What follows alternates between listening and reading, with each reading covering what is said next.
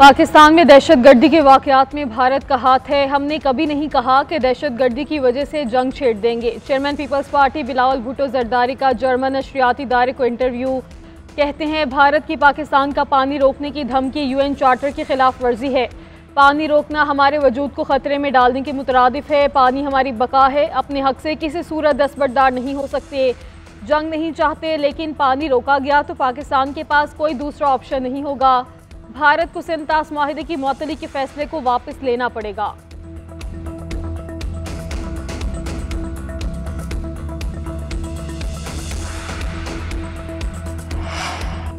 Iran से पाकिस्तानी शहरियों का इनखला जारी। गुज़श्ता रोज़ ईरान से 450 पाकिस्तानी ज़ायरीन का इनखला मुकम्मल किया गया। नायब वज़ीर-ए-आज़म इसहाक़ डार का कहना है ईरान से पाकिस्तानी शहरियों की वापसी के लिए ज़रूरी इक़दामात कर रहे हैं। तलबा को वापस बुलाने के लिए भी इंतज़ामात कर रहे हैं।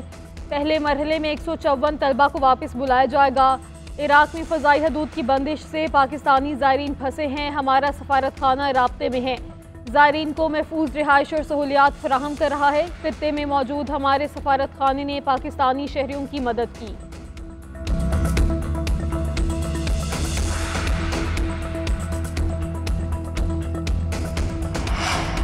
इसराइल की ईरान पर हमलों में अमरीका बराह रास्त शरीक है। उसे नताइज भुगतना होंगे। ईरानी वज़ीर ख़ारजा अब्बास अराग़ची ने खबरदार कर दिया।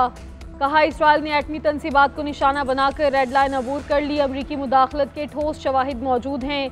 ईरान को मजबूर किया गया तो जंग को दीगर ममालिक तक बढ़ाने पर भी गौर किया जा सकता है। ईरान किसी ऐसे मुआहिदे का हिस्सा नहीं बनेगा जो उसे जौहरी तवानाई से के हक से रोके। 60% से ज़्यादा यूरेनियम की अफजोदगी का अमल जारी रहेगा।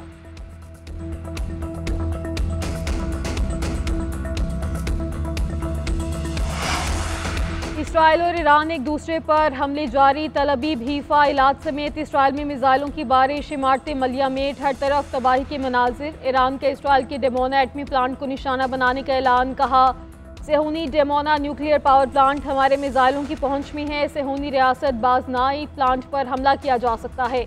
इसराइल के भी ईरान के मुख्तलिफ शहरों में हमले, गैस प्लांट, जौहरी तनसीबात और हवाई अड्डों पर निशाना बनाया। ईरान का 10 इसराइली तैयारे गिराने का दावा।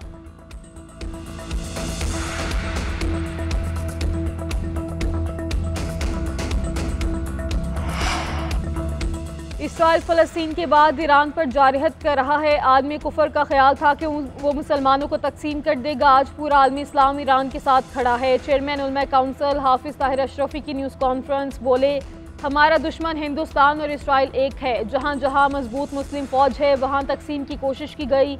ईरान पर हमला ग्रेटर इसराइल की तरफ पहला कदम है। आज पूरी उम्मत को वहदत की ज़रूरत है। हम दुश्मन के मुकाबले में एक हैं।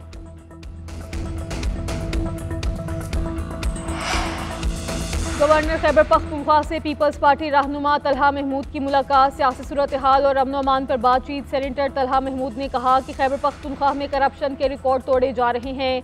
अवामी नुमाइंदों के ज़ाती अकाउंट से सरकारी रकूम बरामद हो रही हैं। अकरबा परवरी अरूज पर है। दोनों रहनुमाओं ने इत्तफाक किया कि सूबे में मौजूदा हुकूमत को हटाना ज़रूरी है।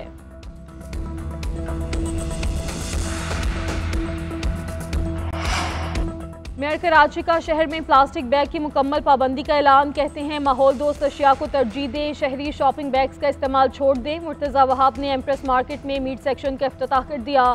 बोले हमने वादा किया था इख्तियारात का रोना नहीं रोएंगे। डंके की चोट पर काम कर रहा हूँ। वही KMC है मगर क़यादत बदलने से अब काम नज़र आ रहा है। सड़कों पर पार्किंग के खिलाफ एक्शन लेंगे तो लोग केस कर देते हैं। माफिया से लड़ें तो प्रेशर आता है। मुझे खामोश करवाना है तो एक ही हल है, मुझे हटा दो।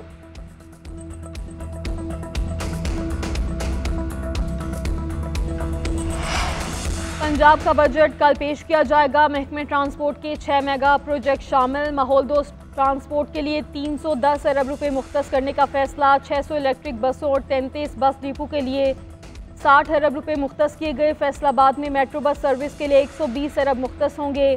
गुजरांवाला में मेट्रो बस सर्विस शुरू करने के लिए 30 अरब रुपये मुख्तस किए गए। पहले सेशन में बाद में मामूल की कार्रवाई मुकम्मल की जाएगी। मुख्तसर वक्फे के बाद बजट इजलास तलबी का नोटिफिकेशन किया जाएगा।